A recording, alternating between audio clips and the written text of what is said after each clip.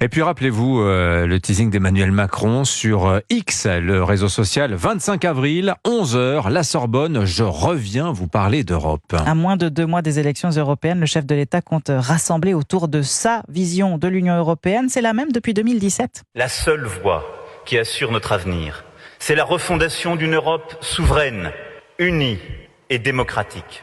L'Europe que nous connaissons est trop faible, trop lente, trop inefficace. Mais l'Europe seule peut nous donner une capacité d'action dans le monde face aux grands défis contemporains. Archive Europe 1 du 26 septembre 2017, c'est cette même ligne que défend aujourd'hui la tête de liste Renaissance Valérie Ayé, mais selon un sondage Ipsos pour Le Figaro, la candidate du président a encore reculé dans les intentions de vote. 17%, moins 0,5 points.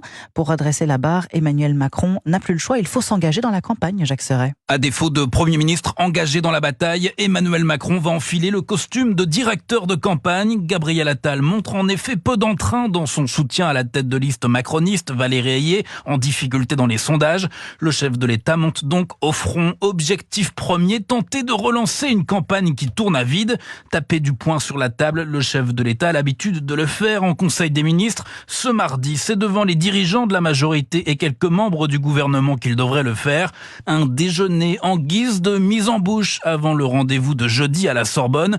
Il s'agira bien d'un discours de chef d'État, précise l'un de ses conseillers, au cas où l'on confonde l'exercice avec un meeting. Cet événement, le président l'aborde avec concentration, glisse un autre proche. En 2017, lors de son premier discours de la Sorbonne, il s'agissait pour Emmanuel Macron de lancer son quinquennat.